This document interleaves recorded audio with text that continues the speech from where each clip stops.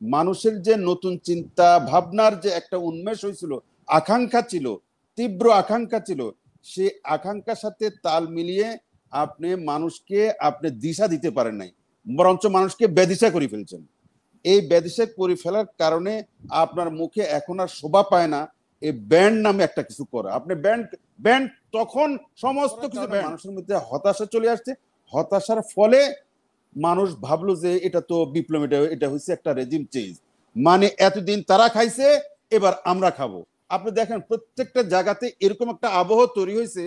আবহাওয়াটা এরকম যে এতদিন 18 বছর যাবৎ আওয়ামী লীগ খাইছে, আওয়ামী লীগ খাওয়ার আর অধিকার নাই।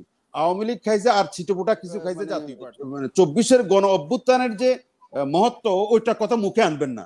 যেমন নাকি আওয়ামী লীগ 71 সালের যে আমাদের মুক্তিযুদ্ধের চেতনার বড়ি মানে ব্যস্ত, এটা যেমন তাদের মুখে শোয়া পায় না তাদের এই অপকর্মের কারণে, ঠিক তেমনি এই 24-এ যারা গণ অভ্যুত্থান করে আমাদের মানুষকে স্বপ্ন দেখাইছে, সেই স্বপ্ন দেখানোর পরে যে স্বপ্ন ভঙ্গ হইলো, এখন কোন মুখে তারা এটা।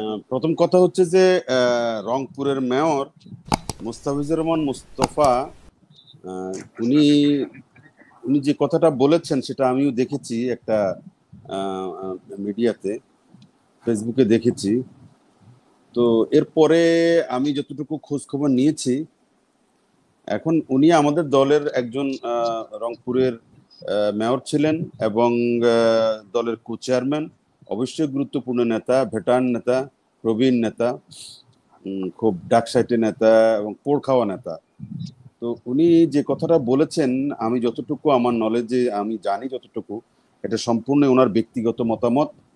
এখানে দল ওনারা এই কথাটা দল এন্ডোর্স করেছে এরকম কোনো কথা আমার কাছে জানা নেই, আমি জানছি না। এবং আমারও তাই দৃঢ় বিশ্বাস উনি এটা ওনার ব্যক্তিগত ইচ্ছা থেকে বা ও এক ধরনের যেটা থাকতেই পারে, সোজা কথা এটা দলের মতামত বলে প্রতিফলিত হচ্ছে না ব্যক্তিগত এখন পর্যন্ত।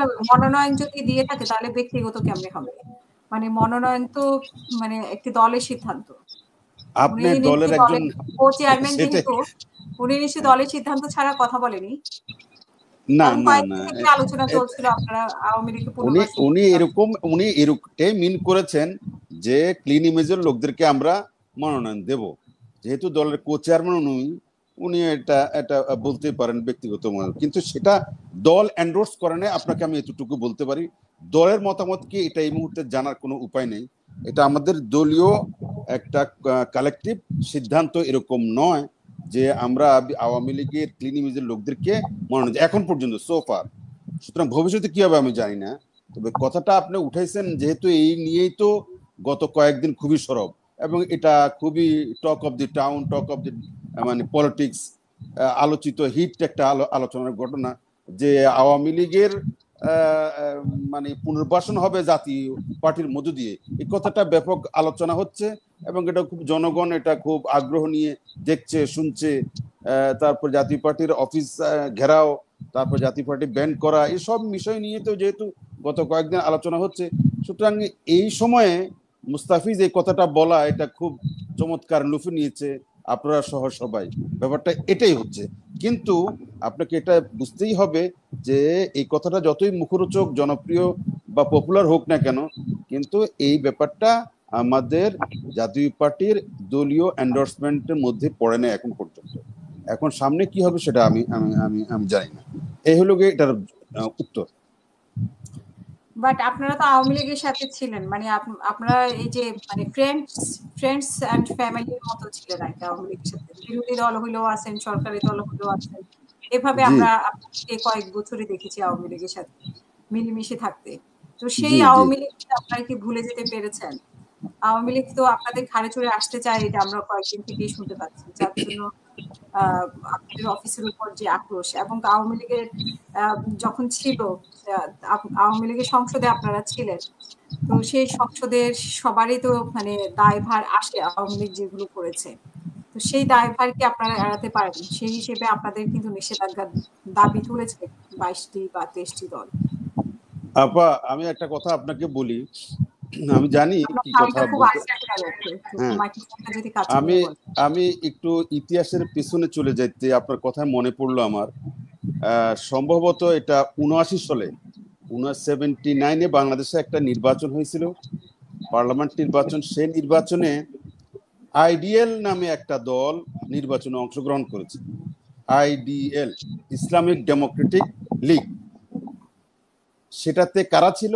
সেটাতে সাবেক আপনার জামাত ইসলামের লোকরা সবাই, যেহেতু মুক্তিযুদ্ধের পরে জামাত ইসলাম ব্যান্ড করে হয়েছে, ইসলামী পথ ইসলামী দল হিসাবে জামাত ইসলাম ব্যান্ড করা হয়েছিল সম্ভবত, এই কারণে তারা অন্য নামে তারা কি করেছে, নির্বাচন করেছে আইডিএল নামে। সে আইডিএল এ কারা ছিল? সে জামাত ইসলামের সব নেতারা। তখন আমার মনে আছে 17 কি 18 জন এমপি নির্বাচিত হয়েছিল 79 সালের পার্লামেন্টে জামাত ইসলামের। এরা সবাই জামাত ইসলামী এবং এটা আইডিএল নামে হয়েছে। সেখানে মৌলানা আব্দুর রহিম ছিলেন, তারপরে জামাতের আব্বাস আলী ছিলেন, এই মতিউর রহমান নিজামীরা ছিলেন। ওনারা তখন ইয়াং নেতা। এখন প্রশ্ন হচ্ছে, 24-এর গণ অভ্যুত্থান আপনি ঘটিয়েছেন, গণ অভ্যুত্থানের পরে আপনার কি করা উচিত ছিল? আপনি সেটা না করতে যদি পারেন, তাহলে জাতি তো এটা খেসারত দিতেই হবে। আপনার কোন মুখে আপনি এখন ইয়েকে আওয়ামী লীগকে আপনি আপনি দিবেন, কি বলে, এটাকে বাধা দিবেন? কোন মুখে দিবেন? আপনি 24-এর পরে এটা বাংলাদেশের ইতিহাস থেকে মুছে যাওয়ার কথা ছিল। 24-এর গণ আন্দোলনের পরে বাংলাদেশের রাজনীতি থেকে এই দল মানুষের মন থেকে মুছে গেছে, কিন্তু আপনাদের কার্যকলাপ ধীরে ধীরে বলা হয়েছে যে এই দল নির্বাচন করতে পারবে না, যেহেতু তাদের কার্যক্রম নিষ্পত্তি। আপনারা আবার তাদেরকে দিতে চাচ্ছেন, সেটাই তো বিষয়। ওটা তো নির্বাচন কমিশন কি বলছে এটা কোনো কথা কিছু না। আপনি মন থেকে মুছে ফেলা, 24শে আগস্টের 5 তারিখে থেকে মানুষের মন থেকে একরকম মুছে গেছে আওয়ামী লীগ। আর দোষর তো মুছে যাবে আরো কত পরে। আওয়ামী লীগে মুছে গেছিল, কিন্তু সে আওয়ামী লীগের তরতাজা করে জাতীয় পার্টির মন থেকে মুছছে কিনা সেটাই তো বিষয়। হ্যাঁ, সেটাই তো। সে আওয়ামী লীগরে এই তরতাজা করলো কারা? কোন মুখে আপনি এখন বলছেন? আপনি 1 বছর পরে, এই 1 বছরে বাংলাদেশের রাজনীতিটাকে একটা ট্র্যাকে আনতেই পারলেন না। মানুষের যে নতুন চিন্তা ভাবনার যে একটা উন্মেষ হয়েছিল, আকাঙ্ক্ষা ছিল, তীব্র আকাঙ্ক্ষা ছিল, সে আকাঙ্ক্ষার সাথে তাল মিলিয়ে আপনি মানুষকে আপনি দিশা দিতে পারেন নাই, বরঞ্চ মানুষকে বেদিশা করে ফেলছেন। এই বেদিশা করে ফেলার কারণে আপনার মুখে এখন আর শোভা পায় না এই ব্যান্ড নামে একটা কিছু করা। আপনি ব্যান্ড তখন সমস্ত কিছু ব্যান্ড, যার তার মানে কি? তার মানে আপনার উদ্দেশ্য ছিল 2 রকম। হয় কি উদ্দেশ্য ছিল আপনি নিজেও জানেন না। আপনার উদ্দেশ্য ছিল যে এটা আপনি কি, এটাকে আপনাকে বিপ্লব বলবেন না আপনি রেজিম চেঞ্জ বলবেন, এটা নিয়ে আপনি দ্বিধাদ্বন্দ্বের মধ্যে ছিলেন। 2টা কারণ হইতে পারে। এই দ্বিধাদ্বন্দ্বের কারণে আজকে পুরা খেসারত দিতে জাতি। আজকে মব কালচারটা কেন তৈরি হলো? ওটা দ্বিধাদ্বন্দ্বের কারণেই। মানে আপনি একটা বিপ্লব হইলো, আপনি সেটাকে বিপ্লব দিতে পারলেন না, নাম দিতে পারলেন না। আর বিপ্লব যখন নাম দিবেন তখন বিপ্লবী কর্মকাণ্ড চলে আসবে, সমস্ত কাজ বিপ্লবী হবে, সব ব্যান্ড হয়ে যাবে, আগের সবকিছু থাকবে না। আপনি রিসেট বাটনের কথা বলছেন, তো বাটন আপনি টিপ দিলেন না কেন? আপনি আপনি বরঞ্চ পানি ঘোলা করে ফেলছেন, মানুষকে উস্কে দিচ্ছেন, মবকে উস্কে দিচ্ছেন, দেশের আইন শৃঙ্খলা অবনতি ঘটাইছেন।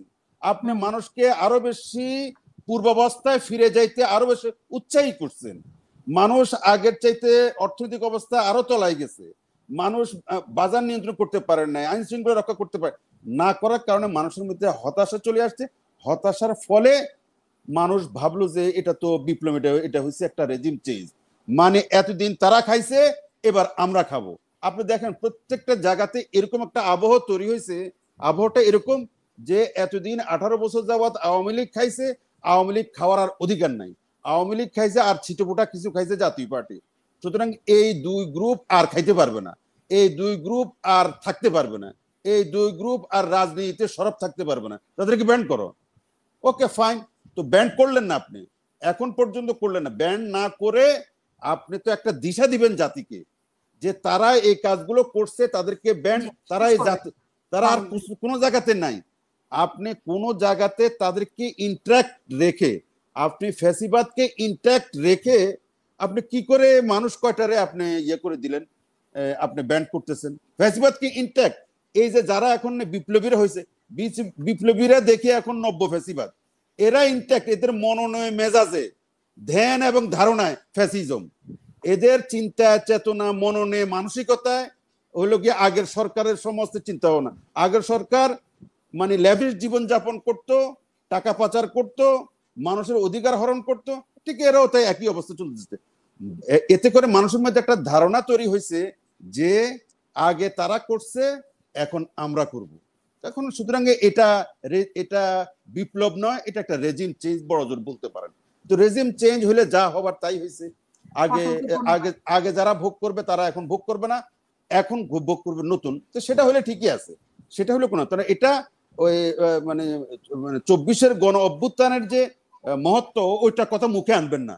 যেমন নাকি আওয়ামী লীগ 71 সালের যে আমাদের মুক্তিযুদ্ধের চেতনার বড়ি মানে ব্যস্ত, এটা যেমন তাদের মুখে শোয়া পায় না তাদের এই অপকর্মের কারণে, ঠিক তেমনি এই 24-এ যারা গণ অভ্যুত্থান করে আমাদের মানুষকে স্বপ্ন দেখাইছে, সেই স্বপ্ন দেখানোর পরে যে স্বপ্ন ভঙ্গ হইলো, এখন কোন মুখে তারা এটা করবে? কারণ তারা নতুনত্ব তো দেখাইতে পারলো না এবং মানুষকে বলতে পারলো না যে আমরা এই কাজটা করতে যাচ্ছি। মানুষ দেখছে যে আগে যেভাবে করে, যে সরকার আওয়ামী লীগ সরকার যা করতো এরাও তাই করে। ধন্যবাদ।